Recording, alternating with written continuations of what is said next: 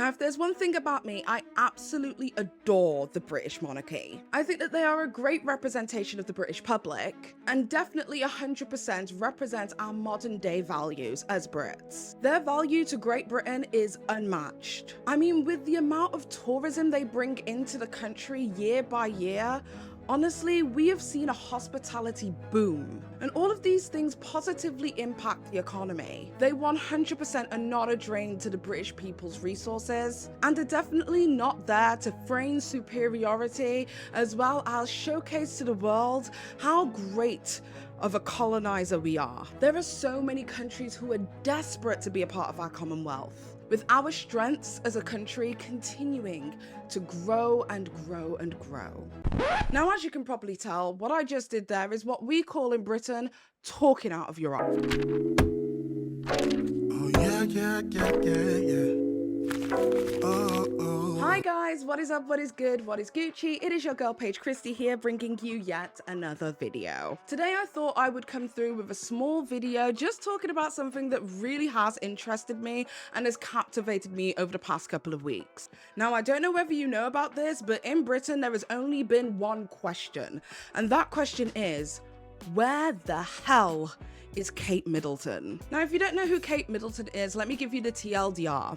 Kate Middleton is our current Princess of Wales because she is married to the Prince of Wales, who is William. Now, Prince William is the son of King Charles III, who is our current reigning king, as our reigning Queen Elizabeth II actually passed away on September 8th, 2022, meaning that at present, Prince William, the Prince of Wales, is currently first in line to the throne. And Kate Middleton is his wife, who, when Prince William becomes the next reigning king of England, she will become the Queen's Consort, a title that is currently held by Queen Camilla. But Queen Camilla isn't the mother of Prince William. Oh no. There are actually two children, Prince William and Prince Harry, who were both born of the princess at the time, the Princess of Wales at that time, which is Diana Spencer, who for a brief period of time before she eventually passed away was the wife of King Charles III. But obviously all of this is before he became king, he was still prince. In fact, it was alleged that he was cheating on Diana with who is the current Queen's Consort, which is Camilla. And if you're not familiar with any of this or this story, definitely go watch The Crown, because they got it like literally 90% correct. So then we have Prince Harry, who was actually third in line to the throne before Prince William eventually had his first son. And that was also before he, well, abdicated the throne. Basically said that he didn't want to be a member of the royal family anymore due to the experience of his current wife, who is Meghan Markle. Now, there is a whole situation going on with allegations of racism from members of the royal family when they were questioning what the skin tone of their child would look like. And also concerns and conversations about how dark his skin might be when he's born. What? About how dark your baby is going to be? Potentially, and what that would mean or look like. Ooh. Amongst a plethora of other issues it is that Meghan Markle has alleged to have faced at the hands of the royal family. This became huge headline news all around the world because people were like, hold on, is Britain racist? And spoiler alert, yes it is. It's terribly racist over here. It's not the same as like other countries where it's like overt racism. We don't have like the KKK donning their white outfits with the hoods. We have a different kind of racism. It's covert racism, where people will like deny you from opportunities and stuff like that based on how you present or your name or your ethnicity. But racism definitely exists over here. It is institutionalized. It is locked in and safe over here in Britain. Do not think it is any different just because our police force don't carry guns. So because Harry and Meghan are no longer a part of the monarchy, that also means that they have been stripped of not only their titles, but their privileges, such as security. Now, there were alleged to have been a lot of security issues surrounding Meghan Markle, and how Meghan, as well as her children, were put at risk due to not being able to get the same security measures as the rest of the monarchy. Royal bodyguards have been with Prince Harry his entire life. One step behind, as close as family, sometimes closer. Royalty protection officers are supplied by Scotland Yard and funded by the taxpayer, and the huge cost is at the centre of this row. 4 years ago, the Duke and Duchess of Sussex decided to step back from royal duties and to relocate to California. They pay for their security in the United States, but not here. The row is about the level of provision. A committee called RAVEC assessed the options in 2020. It has civil servants, senior police officers, and palace officials. It decided on a case-by-case provision for the Sussexes when they came to the UK. But the Duke says the downgrading was unlawful and unfair. The judge today disagreed and said the decision was legally sound. Harry says there was no consultation, no risk analysis, and he doesn't feel it's currently safe to bring his children here. He also says he's been treated less favourably than other members of the royal family. But the judge disagreed, and today handed the Duke a rare court defeat. Now, let me make this clear. A member of the royal family, Prince Andrew, who many have alleged to have been sexually abusing minors, he has full security privileges. Nobody could get anywhere close or near to that man because he is protected by the monarchy with tax-paying fucking pounds. But Meghan and Harry have been fed to the wolves and have been essentially told to figure it out. Despite the fact that whilst Meghan Markle may have become a monarch by marriage, Prince Harry has always been a monarch. He was born into it. Therefore, as a man who has been photographed literally since the moment he was born and is known all over the world, he now has to forego his own security that he's literally grown up with. This security situation actually got so bad for them that I think Tyler Perry ended up financing their security. And if you don't know, Tyler Perry is a huge black filmmaker and he's a billionaire. There are many people out there who believe that she is maliciously trying to do something negative to take down the monarchy. Now, I don't know how a girl from Suits holds that much power, but one thing is sure and two things is for certain. The British public, for some bizarre reason, see Meghan Markle as a threat. And the world's image of the monarchy has somewhat shifted now, since a lot of people saw how Harry and Meghan were treated by their own family. So the approval rating for the royal family has gone down significantly. Some are alleging it's even down as low as 45% of Brits actually even caring for the monarchy at all. Now, as we know, Great Britain are some of the biggest colonizers there is out there, and there are numerous other countries that are still under the Commonwealth. My country, Jamaica, as well as another country called Barbados, they have both asked to end partnership in the Commonwealth and be fully independent countries, to which the monarchy have failed to respond. So the relevancy and the need for the monarchy has somehow drastically dropped. Nobody in Britain cares about them anymore. Everybody seems to be like wiping that patriotism from their eyes and thinking to themselves, actually, what do they do for us? And since the death of Queen Elizabeth, who has been around for my entire life and probably my mum's, the relevancy of the current monarchy has been shaky at best. So with Harry and Meghan out of the country living in California, and the new monarchy is rising with Prince Charles taking the throne and finally becoming coronated, and William assuming his father's old position as the Prince of Wales, a lot more eyes have been on the royal family as well as who is next in line than there has ever been, causing a lot of people in Britain to wonder where on earth is Kate Middleton.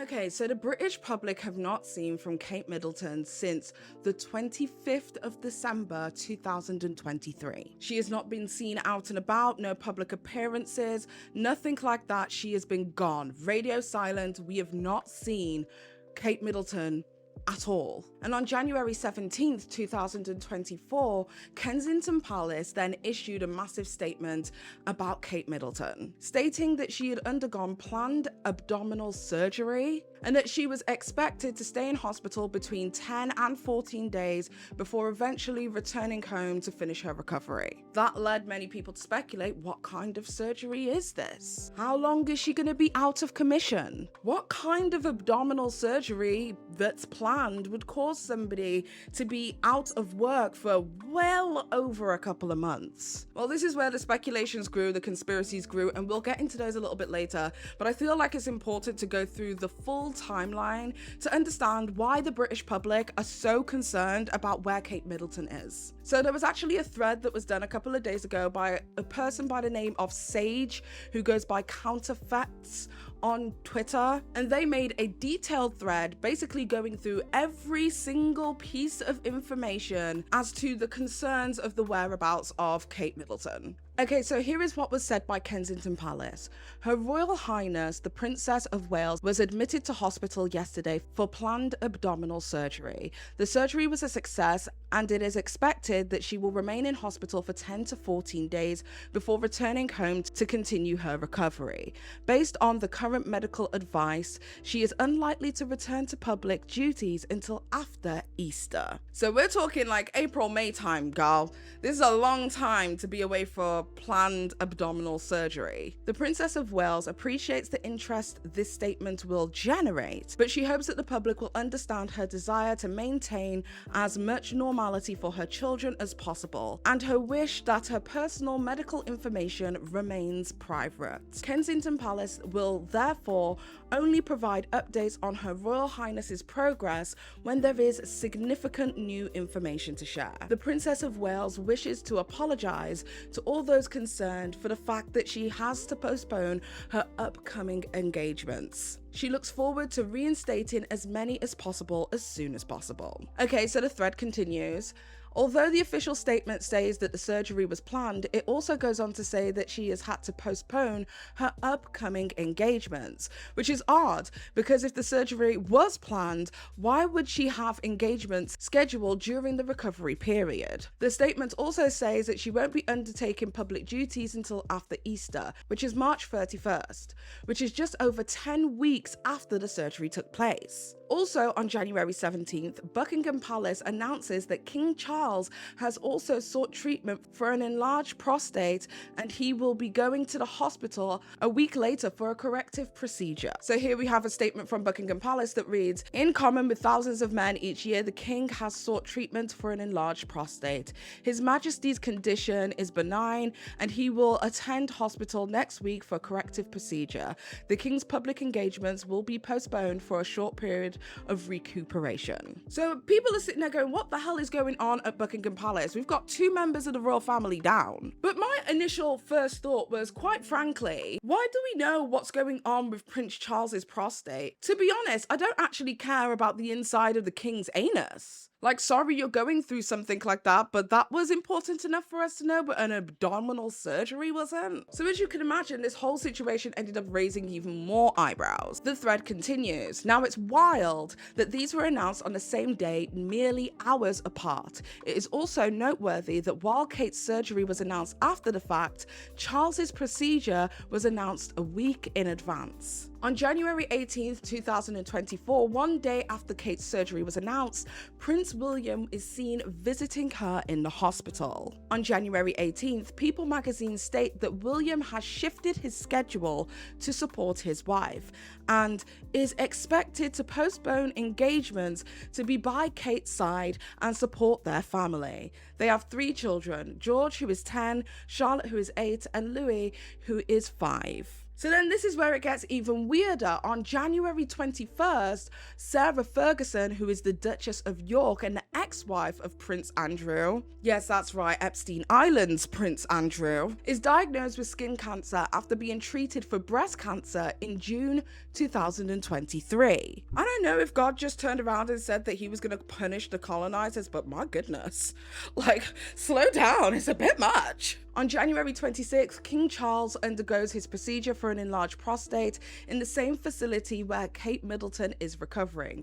People magazine states that King Charles also paid a visit to the Princess of Wales in the same hospital ahead of his own surgery. On January 27th, Camilla, Charles's wife, visits him in the hospital 3 times within 24 hours. Okay, so on January 29th, Kensington Palace announces that Kate has returned to Windsor to continue her recovery from surgery, and that she is making good progress. There are no photos of her leaving the hospital. Now, this is very uncommon. Like, usually whenever anything takes place in regards to health, when it comes to the royal family, there is always photographers waiting for them outside of the hospital. I feel like every birth that has taken place with the royal family has been photographed, as in like the moment the lady comes out of the hospital holding her newborn, that moment is captured for the world to see. We saw it with Princess Diana with both of her two sons. And there was actually a little situation that took place with Meghan Markle, because Meghan Markle didn't come out the day of the birth, hold up the baby like bloody Simba and show it to the people of the Pride.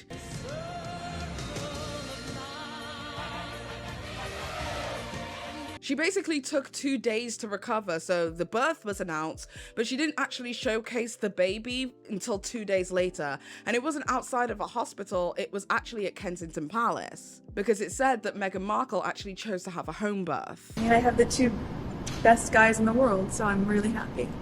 But there were a lot of people who saw Meghan Markle as being too uppity to come and show the world her baby and choosing to take 2 days of recovery. Yet we can go literal months at this point without seeing Kate Middleton even leaving the hospital, entering the hospital, transitioning from the hospital to the palace, and that's completely fine. But God forbid that a woman who literally just gave birth to a human watermelon out of their cou de cat have 2 days to fucking recover. So this is a statement from the Prince of Wales's Twitter. This is what they say. The Princess of Wales has returned home to Windsor to continue her recovery from surgery. She is making good progress. The Prince and Princess wish to say a huge thank you to the entire team at the London clinic, especially the dedicated nursing staff, for the care that they have provided.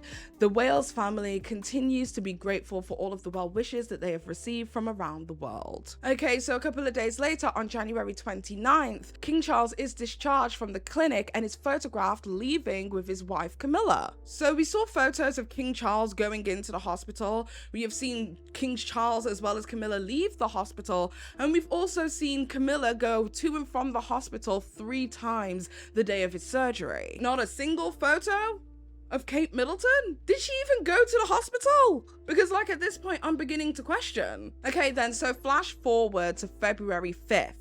Buckingham Palace announces that King Charles has been diagnosed with cancer and has commenced a schedule of regular treatments, but still says that he will be undertaking state business and official paperwork. During the King's recent hospital procedure for a benign prostate enlargement, a separate issue of concern was noted. Subsequent diagnostic tests have identified a form of cancer. His Majesty has today commenced a schedule of regular treatments, during which time he has been advised by doctors to postpone public-facing duties. Throughout this period, His Majesty will continue to undertake state business and official paperwork as usual. The King is grateful to his medical team for their swift intervention, which was made possible thanks to his recent hospital procedure. He remains wholly positive about his treatment and looks forward to returning to full public duty as soon as possible. His Majesty has chosen to share his diagnosis to prevent any speculation and in the hope that it may assist public understanding for all those around the world who are affected by cancer. Now that last sentence for me was a little bit like a jab. I don't know whether it was a case that Prince Philip was like throwing some shade, like if you make it public and the world knows about it, no one's going to be sitting here questioning what's going on. This is causing a bit of a problem. Because the thing is, some of the conspiracies that have come out about this, which we're going to get into a little bit later, have been absolutely wild, and it is not reflecting good on the monarchy. And again, we have spoken about the fact that in the polls, people aren't really fucking with the monarchy in the same way that they were. So they really need to keep public interest engaged and up, but not at this extent. And I think that that might have been a bit of shade, and maybe that's just me, maybe that's my conspiracy, but I feel like that was a little bit of shade directed towards Kate Middleton for this whole questioning of where the hell she is. So then on February 7th, William undertakes his first official engagement since Kate's release from hospital. Now in the video it is that I'm about to show you, you guys will see Prince William standing official doing his duties, but a lot of people noticed that he wasn't all the way there. He seemed to be swaying back and forth and looking a little bit out of it. Other people are saying, you know, chill out. He's just found out his dad has cancer and his wife is currently trying to recover from a surgery. He's got a lot going on. He's got a lot on his plate. I don't know. I'll leave you guys up to speculate what it is that you guys think about this, but it was definitely a bit weird. Something definitely wasn't right.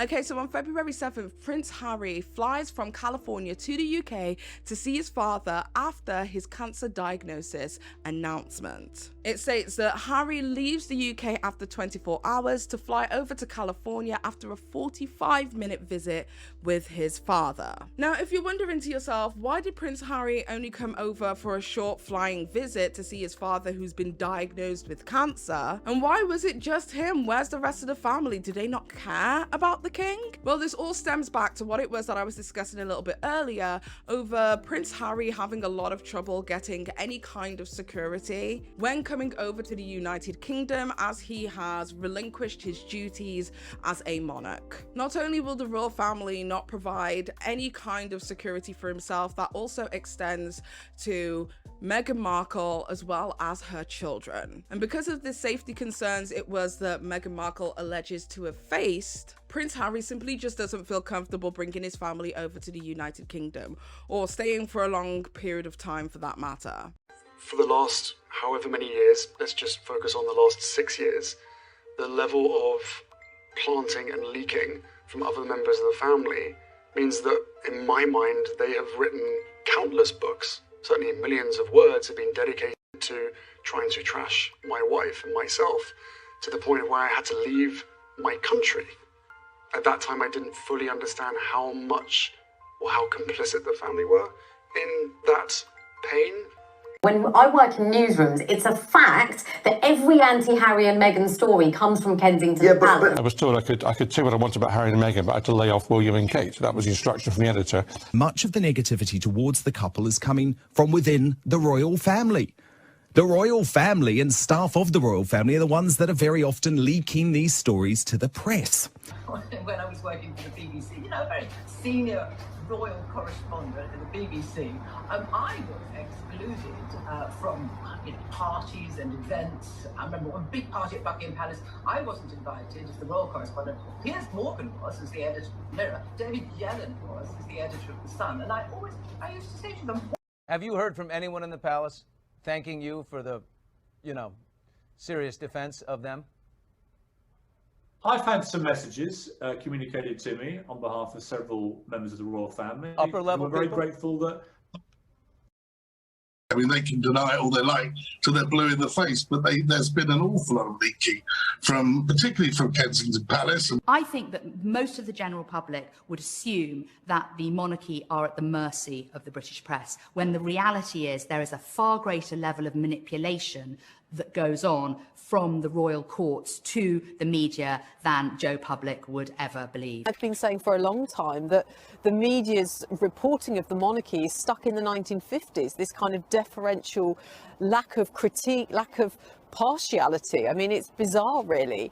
Lack of impartiality. It's entirely partial and reverential. So I think in that, and the idea that, the media is a kind of PR arm of the royal family, that too is true. This has been going on for so long that Prince Charles actually hasn't even met his youngest granddaughter from Harry and Meghan Markle, Lilibet, who is named after his mother, Queen Elizabeth II. Then we have, on February 10th, Buckingham Palace releases a statement thanking the public for their support following the King's cancer diagnosis. This is February 10th. Again, we have not seen physically in the flesh Kate Middleton since Christmas Day.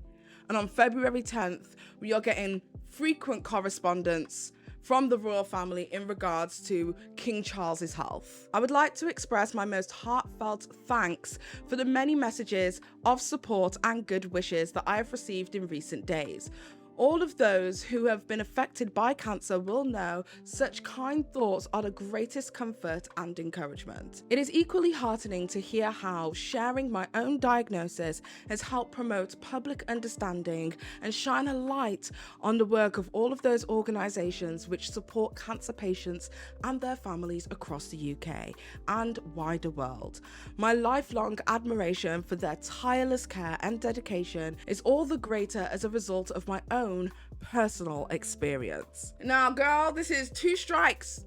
Prince Charles, or King Charles now, 2 strikes. Dude, this is a second jab. It's giving like this is a second jab towards Kate Middleton, which is making me question even more, where the hell is Kate Middleton? Why haven't we seen her? On February 18th, Prince William attends the BAFTA Awards. This became a controversial situation at the BAFTA Awards for some bizarre reason. He walked over to a group of ladies who were a part of a show in the United Kingdom and basically said, "You look great up there. It looked like you all had a bunch of fun," or something to that effect. But it was kind of awkward because the women were actually involved in scenes that was like depicting R-word and stuff like that, meaning that that was kind of inappropriate for the future king to say. I haven't yet watched your film.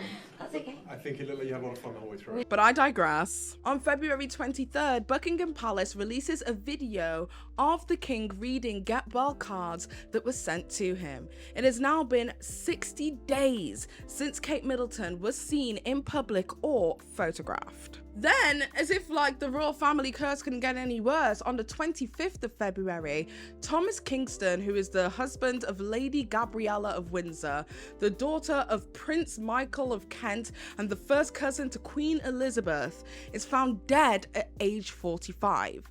The police have said there are no suspicious circumstances surrounding his sudden death.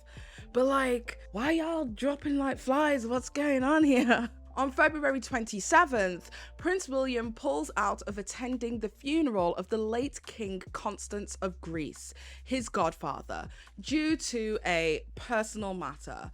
William was scheduled on order of service to do a reading. So he's like literally missing his godfather's funeral for some bizarre reason, and people are questioning why and what are the personal reasons. However, a royal source who broke the news also said that Kate Middleton continues to be doing well despite her not being seen or photographed in 64 days at this point. So at this point, Kate Middleton's absence has become glaringly obvious. It is literally all anybody in the UK is currently talking about. We have King Charles, who is currently out of commission besides, official paperwork duties. William, who is now not attending engagements due to, personal reasons. This has meant that many of the duties that the royal family have to do day in and day out have now fallen onto other members of the royal family.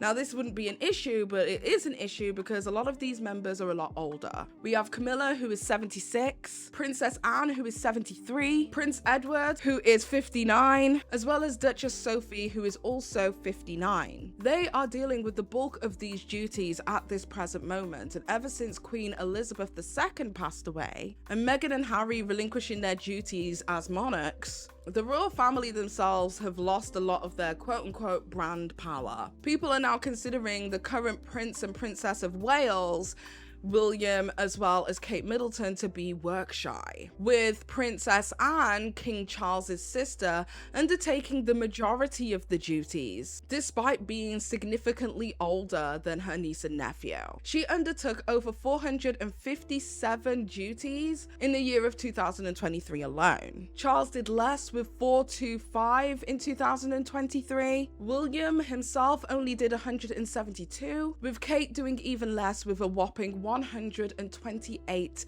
duties. And let's be clear, some of these duties are just speaking events, like going places, speaking to people, shaking hands, waving your hands in the air, I am the royal family, and then going back, girl. You might have to read out some pre-prepared scripts about the organization it is that you are honoring, but besides that, it isn't like a huge amount of work, leading many people within the British public to think to themselves yet again, What the hell are the Monarch for? Okay, so let's get into some of the conspiracies it is that I've seen on social media.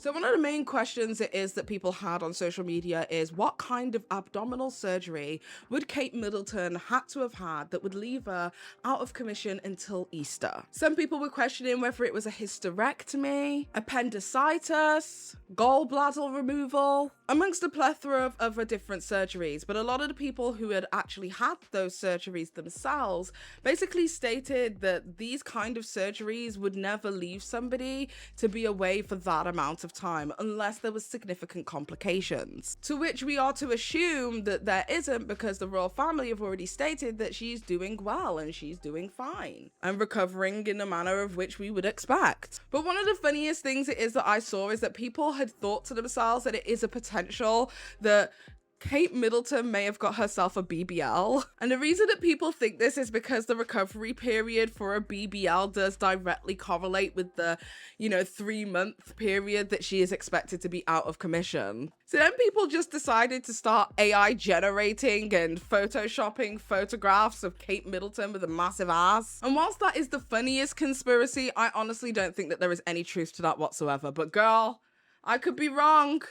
That ass could get fat. One of the more serious conspiracies that I've seen people on social media make is that it could be potentially rehab. It is no secret that there are numerous different photographs of Princess Kate Middleton from way back before she was a princess, way back before she even knew Prince William, being involved in party culture and has apparently, sniffed a few lines of snow in her time in university. And girl, I feel like in university, we all did a lot of things that we aren't proud of. I know I did. But I don't think it's fair to assume that Kate Middleton is in any way a cokehead, considering we've never had any kind of indication that that was an issue for her, or that she has been attending her duties being any less than professional. So whilst the 3-month rehab does sound like it fits the bill, I don't necessarily think there's any truth to that. The worst one it is that I saw was that people were alleging that it may have been the case that, and this is a horrible allegation, not based in fact, this is what the streets are saying, girl, that Prince William may have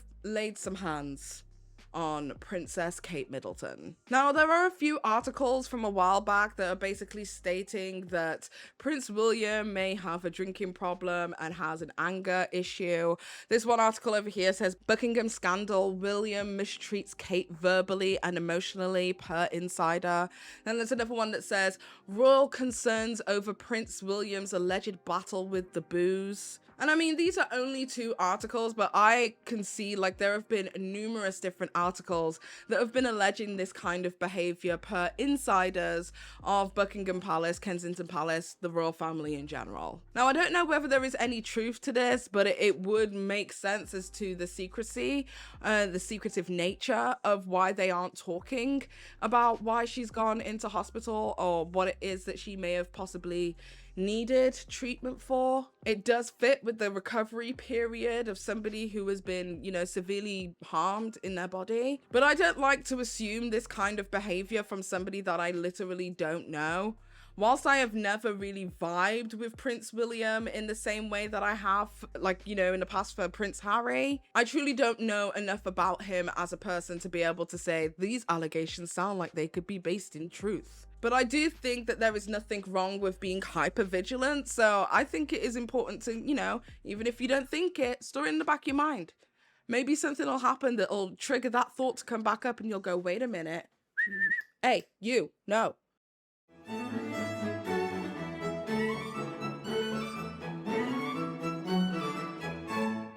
But at this present moment, it has been over 60 odd days since we have seen Kate Middleton at all.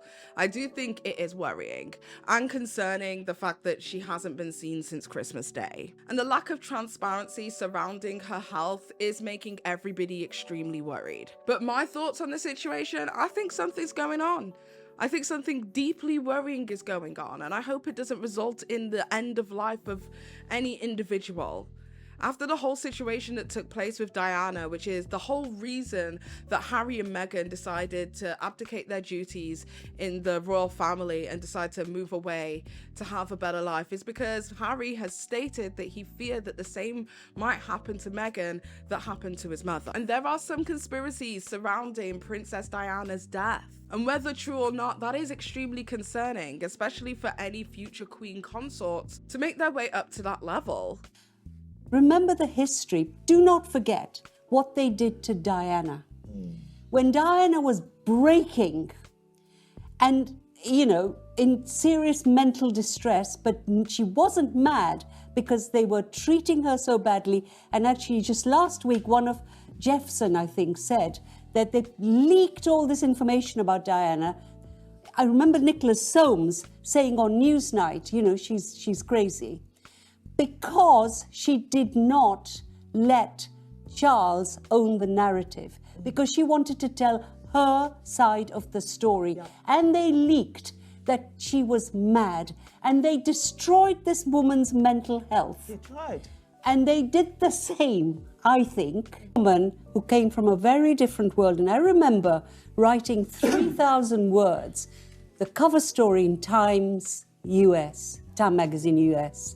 And at the end I said, she doesn't know the country she's entering. She doesn't know the family she's entering. The only way this was 5 months before they got married. The only way they will survive is if they leave.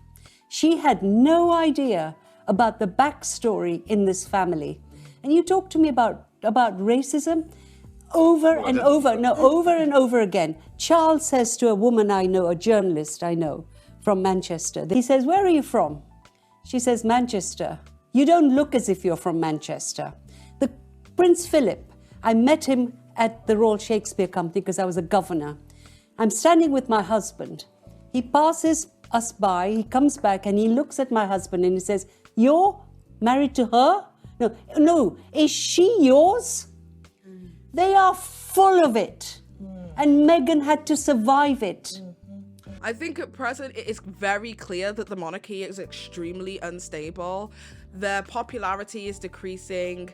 The Commonwealth countries don't even want to be a part of the Commonwealth anymore. A lot of people are scrutinizing what these people are doing for us, the general public. People have even started questioning, you know, the inheritance it is that Prince Charles, who became King Charles, ended up getting after his mother passed away. I think a lot of people are sick of affording the royal family this lifestyle to which they believe is a birthright, that it is their birthright to have a dominion over thousands, millions of people, including individuals who aren't even from their country, to hold them hostage and not allow them to have real independence. And then to top that off, the leaders of this monarchy since the death of Queen Elizabeth II are all dropping off like flies, providing even the biggest royalist with a little bit of worry as to the current state of the monarchy. Duties are being done by the elders whilst the youngsters are unable to fulfill any duties. And that's why the King's cancer is worrying to some, because should King Charles eventually pass away,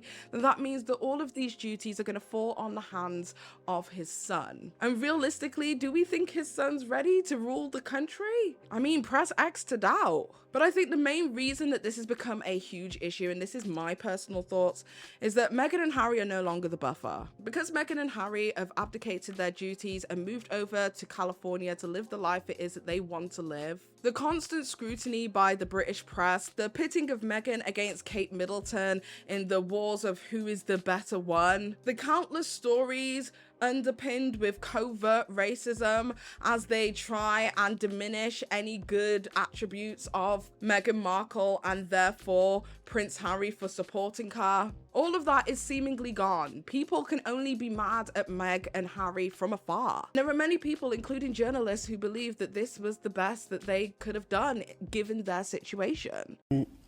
How would you characterize the threats that Meghan and Harry received? Well, disgusting and very real.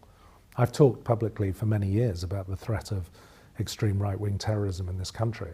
I've often been misquoted as taking my eye off the ball, as though I think that that was the biggest threat. I've never called it the biggest threat, but it was the fastest growing. You know, and my wonderful friend and counterpart at MI5 will tell you exactly the same thing, that when I started in CT in 2015, counterterrorism, it was about 6% of our total workload. Certainly when I left 15, 16 months ago, it was over 20% of our workload. But there were many serious, credible threats against Meghan, were there, emanating from the far right in this country? Absolutely. If you'd seen the stuff that was written and you were receiving it, the kind of rhetoric that's online, if you don't know what I know, you would feel under threat all of the time. So you were convinced that there was a genuine threat to Meghan's life on on more than one occasion, on several occasions?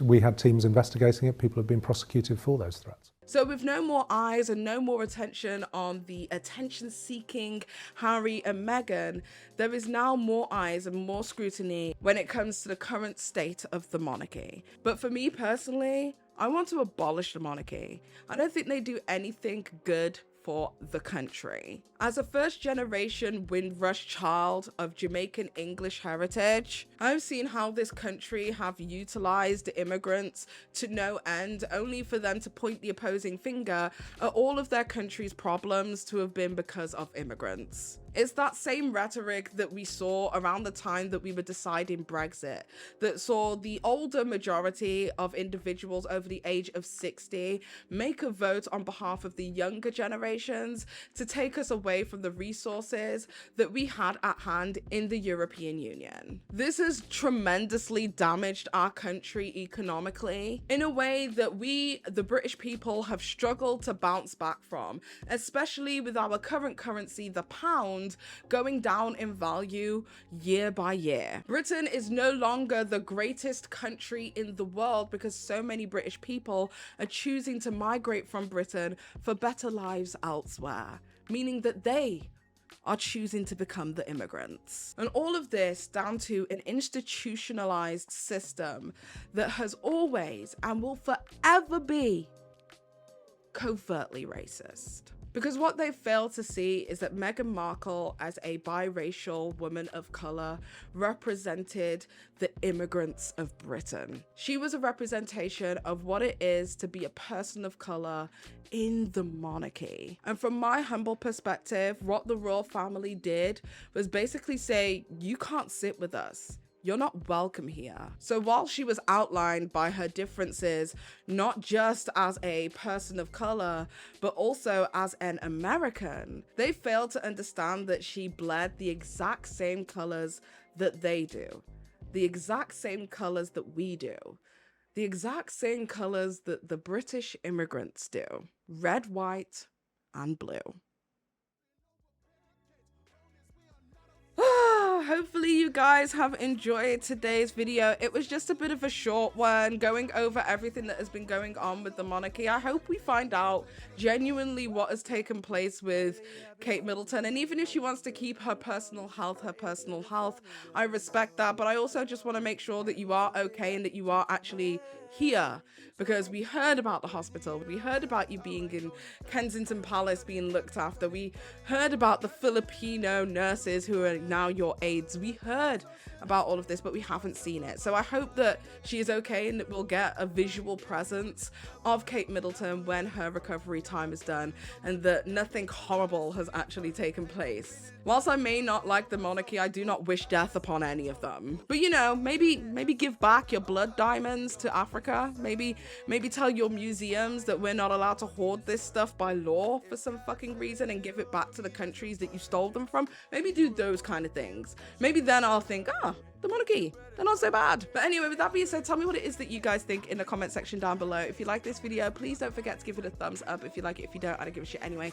Don't forget to subscribe and to hit the notification with the bell. I am streaming on Twitch. I'm trying to get my Twitch so that my Twitch and my YouTube are streaming at the same time. Still haven't figured it out, but when I do, I'll be streaming on my YouTube channel. That will be in the description box down below, as well as my Twitch channel, which you can catch me there 2 nights a week.